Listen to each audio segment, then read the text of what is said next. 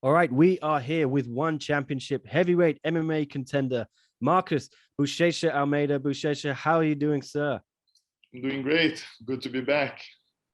Well, I think you've been in Singapore for a while, huh? Did you stay after the last event?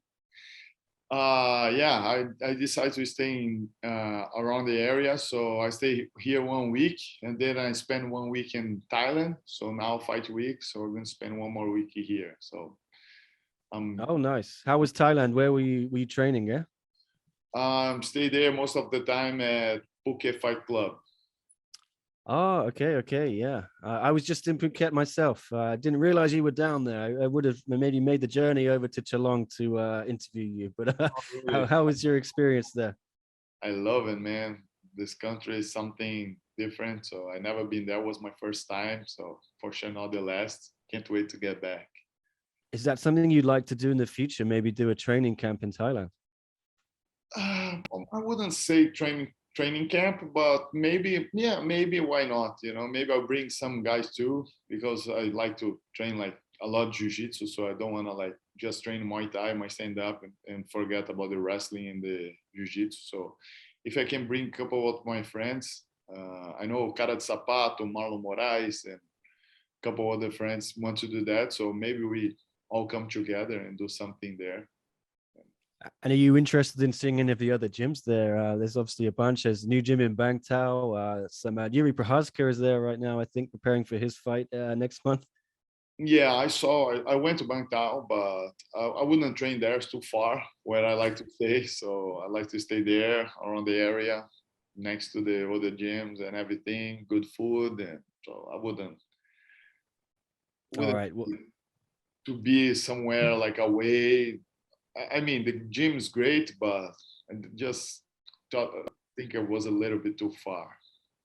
it is far. Yeah, I was staying in Bangtao. It's about 45 minutes to Geelong. Yeah. I know the feeling. Well, yeah, the reason you are still in Asia is because your fight has fallen through not once but twice. You had Rug Umar Kane, and then that didn't happen. Then you had Hugo Cunha, then that fell through in fight week at One Championship 157. Uh, has it been hard to stay patient for this fight? After Hugo was like the Russian guy, right? And then now I got like a Australian guy. So four opponents change. Yeah, I mean, how hard is that to deal with? Yeah, I mean it's a little bit frustrated, but don't let it let me down because it is what it is, right? So man, when I sign a contract, I make sure that I be professional and do my part and be there on the fight day. So that's what I'm doing. I'm here. If my opponents don't show up, like I'm doing the part of that I'm supposed to do. I do my training, even with the injuries and everything. Like I find a way to still training and show up in the fight day. So that's what I did. I never skip like a competition in jiu-jitsu in my life if I sign up I fight. So it's something that I'm not used to. You know what I mean? So, well, it is what it is. I'm here. I'm ready to go. So a lot of respect for my opponent to get the fight last minute. So that's something that I hope we see more often because it's not good for the organization, not good for the fighter. Like everybody like pulling out like last minute. So just doesn't feels right. Well, what do you know about your opponent then? Simon Carson. I believe a 2-1 record, hasn't fought in a few years though. Is it you're definitely going to show the right amount of respect, but I imagine you're anticipating a pretty quick night at the office. For sure, Simon is a tough guy. I know he's a really good kickboxer. He got like 2 wins, like you said, one loss.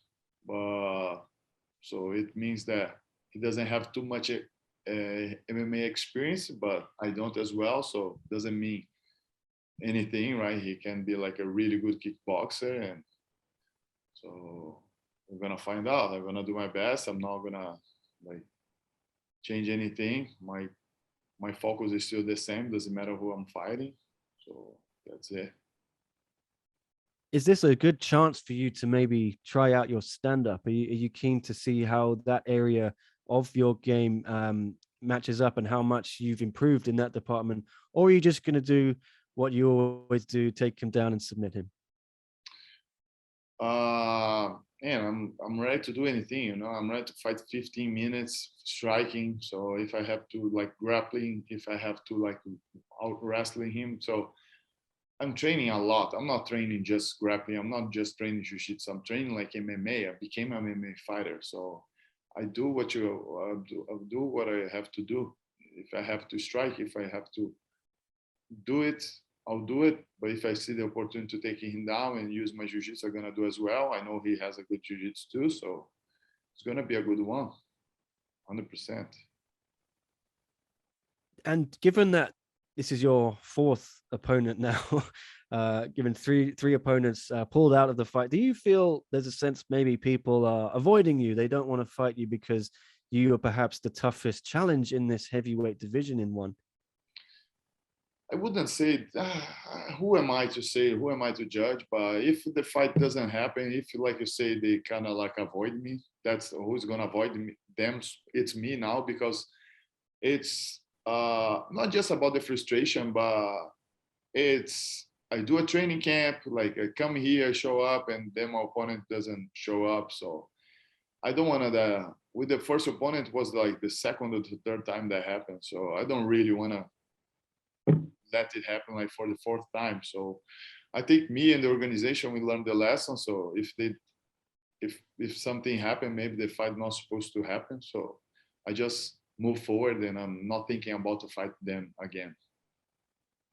Now, you did get to do something while you were in Singapore last time. You got to jump on the commentary booth. You got to speak with Mitch and Michael, watching those submission grappling bouts with Gary Tonin, Shinya, and the Ruotolo brothers. How was that experience putting on those headphones?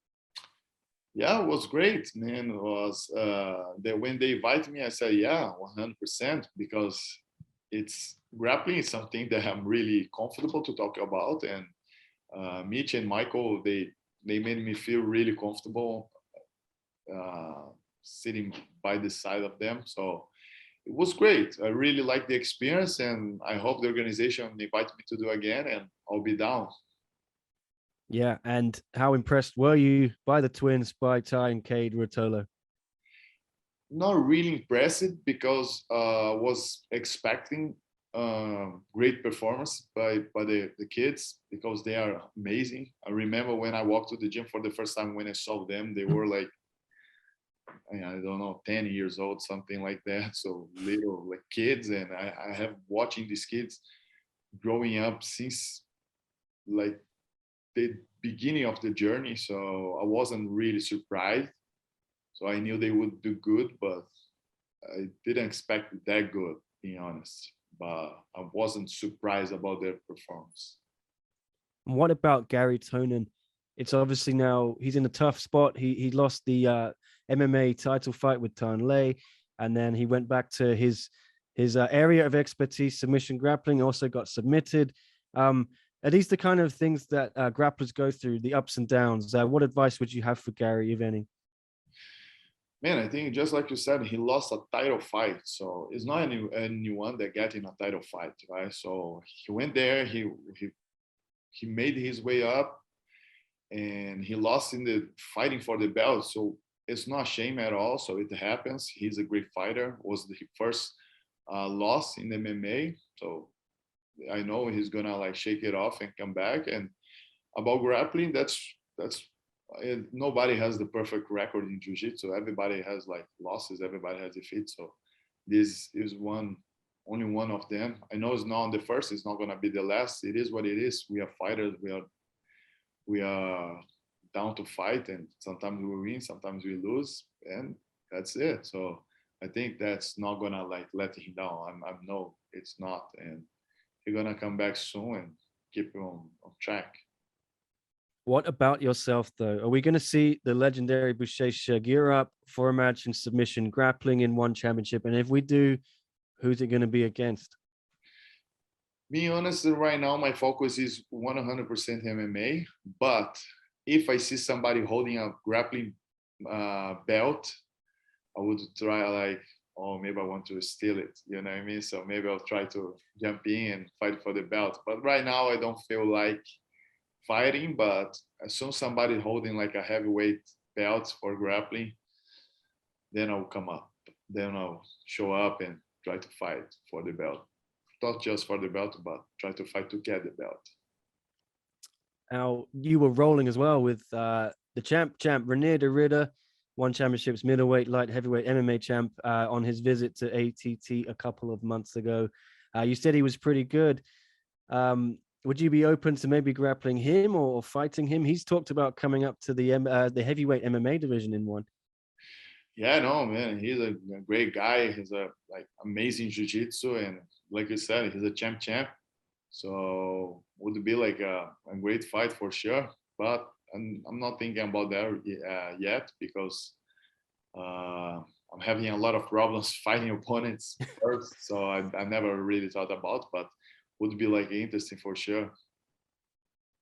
Yes, as you say, you're having trouble finding opponents. Who is next? I mean, what do you want to do next? If you, let's say you get this victory on Friday, how do you plot your path to that championship?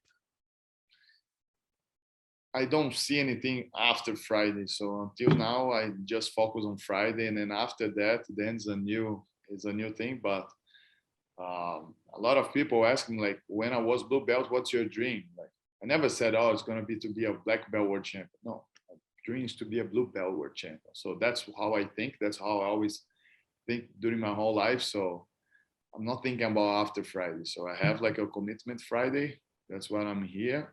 Of course, I'm gonna do everything to win. I'm gonna do my best. After that, then we think about it. So I don't really thinking too much ahead. I live day by day.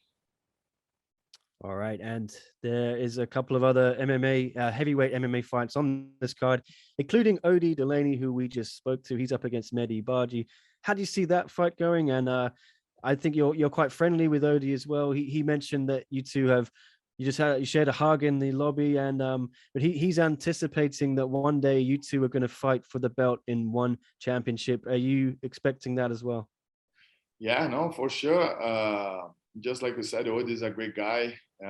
We met in at ATT training, and man, he's one of the best wrestlers that I ever seen. So his wrestling is really, really good. Like one of the top of the country, the like level D1 wrestler. So man, I know everyone who's fighting him is gonna have like he's gonna be in trouble to be on the feet because of the level. So I know Marty is a great wrestler too, right? So it's gonna be a good one to watch. So I think this one who does like less mistakes, we're gonna get the win for sure. But I think Odie has, of course, I never trained with Maddie, so I don't really know. Of course, I watch a couple of his fights, but with Odie, I train a lot. So I think Odie can get this win. But it's gonna be a great fight. It's gonna be a really interesting one to watch. Heavyweights like exchanging like wrestling and punches. It's gonna be a good one. Okay, and just finally from me, I think we're still expecting to see Anatoly Malakin and Arjan Bular to see who's going to be the undisputed champ in this division.